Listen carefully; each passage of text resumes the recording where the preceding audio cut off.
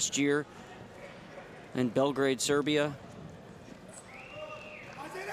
55 kilos semifinal. Alexandra KHOMENETS, Ukraine, 19 years old. Bediha Guin of Turkey, who has dropped down a weight, normally at 57 kilos. She is down at 55 for these championships. Just missed out on the Olympics a year ago, both at the European qualifier and also the last chance in Sofia. But she is an Olympian. 2016 qualified for Turkey. Little submit mixer action there off the front headlock position. Nicely done by Guin. Gator roll, submit mixer, however you want to describe it. It's effective, and it's 2. And you see the corner of KHOMENETS. The one holding her cheek is Ulia Kacho-Stopchuk, former world champion 2014 for Ukraine. Coming here also, instead of competing, decided to sit in the corner, spread some knowledge that way. KHOMENETS comes up short on the low single, a try. 2-0. Guin, your early lead, approaching the halfway point of this first period. Mentioned Guin, an Olympian back in 2016 in Rio. Here comes KHOMENETS, crashing down hard on the head, putting a lot of pressure in the upper back area, and a stalemate is going to be called. It's interesting when you look at Turkey and Bediha Guin, back-to-back bronze medals at the European Championships, 18, 19, and also 2020. She doesn't want a bronze this year. She wants a gold. Wrestling tough against the young phenom from Ukraine. And you mentioned Chamizo's Instagram. Bediha Guin does not have anywhere near the 199,000 followers that Chamizo has, but she does have an extremely large following, nearing 45,000 followers on Instagram, does Bediha Guin. We talked about her being an Olympian, and I mentioned Ulia Kacho-Stopchuk in the corner, but if you see behind her, Tetiana Keat, who was the 57-kilo rep for Ukraine at the Tokyo Olympic Games, picked up a win over Helen Maroulis at the Poland Open. So they decided to throw her in instead of Alina Kobia-Harushna, who was a European medalist, U23 world champion for Ukraine, who we'll see tomorrow.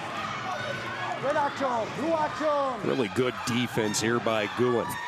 KHOMENETS has shot numerous times, and Guin has been up for the challenge every single time.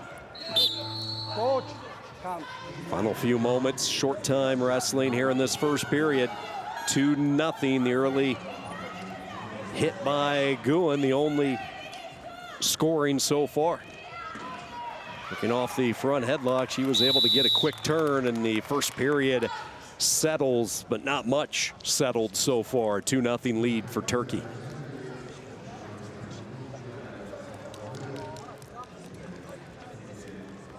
So wonderful to see Ukraine here competing at these Continental Championships. There you see the 2 by Guin. That's always a fun move for the fans to watch. Yeah, it's pretty interesting. She went to the side with the shoulder that wasn't trapped. Normally you see the head go to the same side of the shoulder trap because there's no post. You can't post because that arm is trapped, but she went opposite side, and I believe that's what threw KHOMENETS off. Is not, you don't really hit that too often. Pretty unconventional, pretty unique, but either way, got the 2 points. Expect a steady dose of offense now from Alexandra KHOMENETS, and that's what she's known for. She'll change levels. She's really good on the fakes. Strong hands as well. Tried to work the arm drag a little bit off the 2-on-1.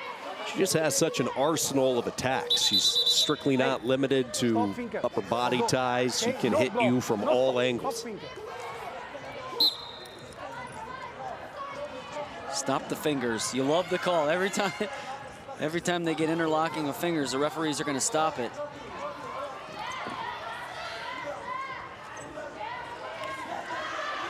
Low shot, looked like she wanted to hit a double.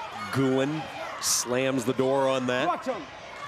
She sticks in a right arm underhook, and we go back to the feet. 2:11 to go in the second period. Once again, another shot. Now she switches to that outside single, takes over Guin, still driving hard. Man, she is relentless with her offense. Did they go 4 and 2? They did. Tied at 4. 4 points on the feet to back, and then 2 for the exposure for Guin on the counter.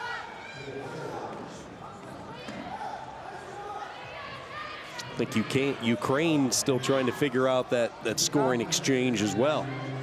And Turkey is going to challenge.